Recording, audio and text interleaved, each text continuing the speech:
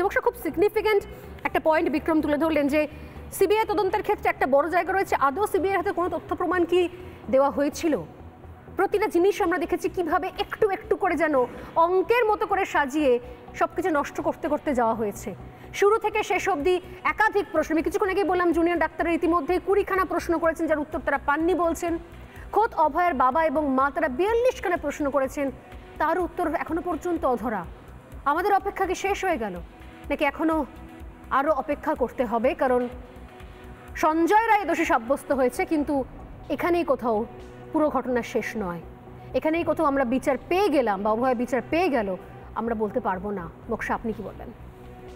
একদমই বলতে পারবো না, কারণ কি একটা কথা আমার খুব কানেও লেগেছে ওনাদের বক্তব্য। আমি অন্য একটা সাক্ষাৎকারে শুনেছি যে ওনারা যাদেরকে বিশ্বাস করেছেন প্রত্যেকবার তাদের সাথে বিশ্বাসঘাতকতা করা হয়েছে।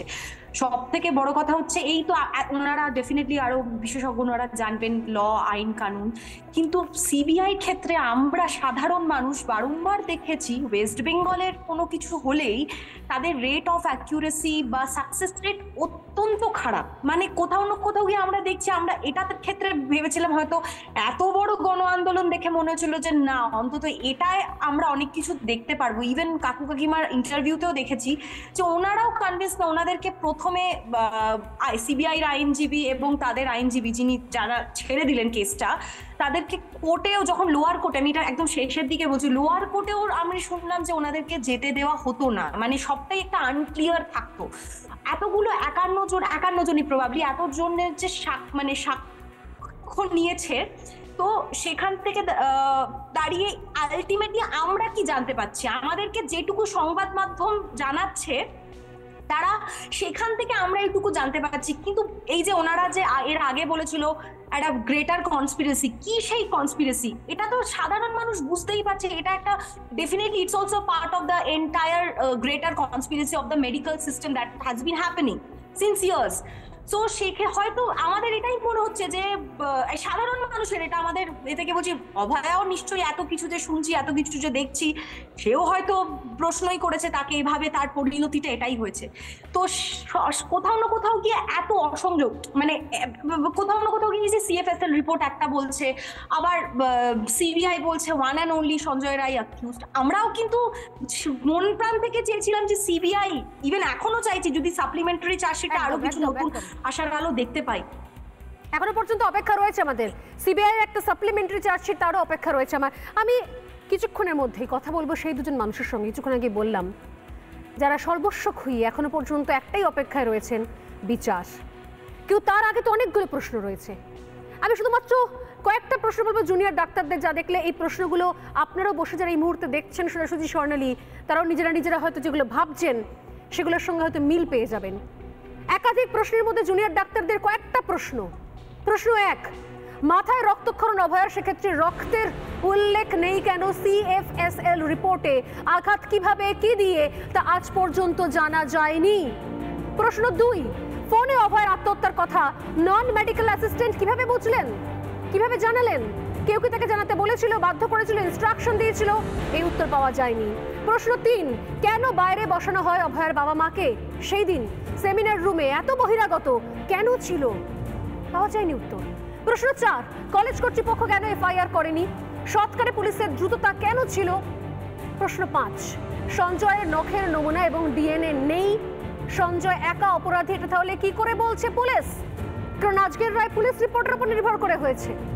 প্রশ্ন 6, সিএসএফএল রিপোর্টে সঞ্জয় ছাড়া অন্যজনের ডিএনএ কেন?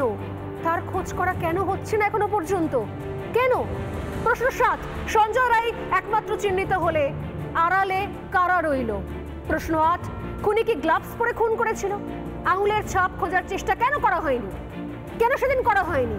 প্রশ্ন 9, ক্রাইম সিন কিভাবে গোছানো ছিল? যদি ওটাই ক্রাইম সিন হয়, সেটা তো সাজানো গোছানো পরিপাটি ছিল কিভাবে? খুনকে আত্মহত্যা বলে চালানোর চেষ্টা কেন হয়েছিল? প্রশ্ন 10, অটোপসির স্যাম্পল পাঠাতে কেন দেরি হয়েছিল? তথ্য লোপাটের চেষ্টা কেন করা হয়েছিল? প্রশ্ন 11, যৌনাঙ্গে ও পায়ে অন্যজনের ডিএনএ তদন্তকারীরা খোঁজার চেষ্টা কি করেছে কি? উত্তর পায়নি জুনিয়র ডাক্তাররা। এগুলো জুনিয়র ডাক্তারদের প্রশ্ন। প্রশ্ন 12, সরকারি কর্মক্ষেত্র নিরাপত্তা কোথায়? একাধিক প্রশ্ন জুনিয়র ডাক্তাররা করেছেন, এবং সেই প্রশ্নগুলো আমাদের সামনেও তুলে ধরেছেন, তাই সেগুলো জানাতে পারলাম। এরকম আরো ভয়ঙ্কর 42খানা প্রশ্ন অভয়ের বাবা মাও করে চলেছেন বিগত কয়েক মাস ধরে। উত্তর কি পেয়েছি? বোধহয় পাইনি। সব শেষ হয়ে গেছে? বোধহয় হয়নি। বিচার পাওয়া হয়ে গেছে? বোধহয় হয়নি। এই প্রশ্নগুলোর উত্তর খুঁজবো, কথা বলবো সেই দুজন মানুষের সঙ্গে। আজ সকালে যখন আমাদের প্রতিনিধি ঐন্দ্রিলা তাদের সঙ্গে কথা বলেন, দেখা করেন, তখন তারা কি বলেছিলেন? আজও কিসের অপেক্ষা, কোন জায়গা, কি আফসোস নিয়ে তারা দিন গুজরান করছেন, দেখুন। শিয়ালদা কোর্টের দিকেই তাকিয়ে আছি। শিয়ালদা কোর্ট 2 মাস ধরে সমস্ত কথাবার্তা শুনেছে, সমস্ত তথ্য প্রমাণ দেখেছেন এবং তিনি যেটা ভালো মনে করবেন সঞ্জয়ের এগেনস্টে সেই সিদ্ধান্তই নেবেন। এবং জানি যে, তবে আমরা মনে করি সঞ্জয়ের কঠিন থেকে কঠিন শাস্তি হবে, কারণ সঞ্জয় এর সঙ্গে প্রত্যক্ষভাবে জড়িত। কলকাতা পুলিশ 5 মাসে যেটা করেছিল, 5 দিনে যেটা করেছিল, সিবিআই 5 মাসে সেটাই করতে পেরেছে।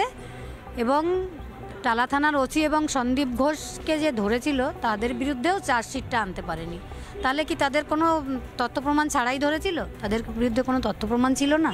যে একজন গাড়ি যে সববাহী গাড়ি চালক, সে বলেছে পুলিশ আমাকে টাকাটা মিটিয়ে দিয়েছে।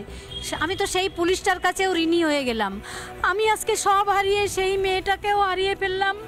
তার সেই শব্দবাহী গাড়ির টাকাটুকুও কি দিতে পারতাম না? ও তো এটাও বলবে, মা বাপি তোমরা এটুকুও করতে পারলে না আমার জন্য। আমি তো সেই পুলিশের টাকাটাও দিতে চাই, সেটাও আমরা পারিনি করতে।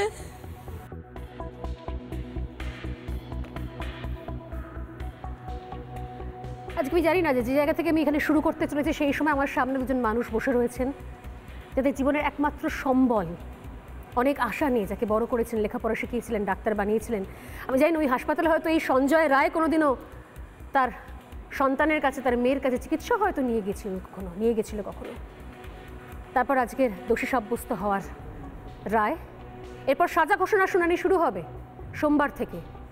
কিন্তু এই দুটো মানুষ এখনও ঘুম থেকে ওঠেন, রাতে ঘুমোতে যান কোন প্রশ্নগুলো মাথায় নিয়ে, বুকের মধ্যে কি নিয়ে?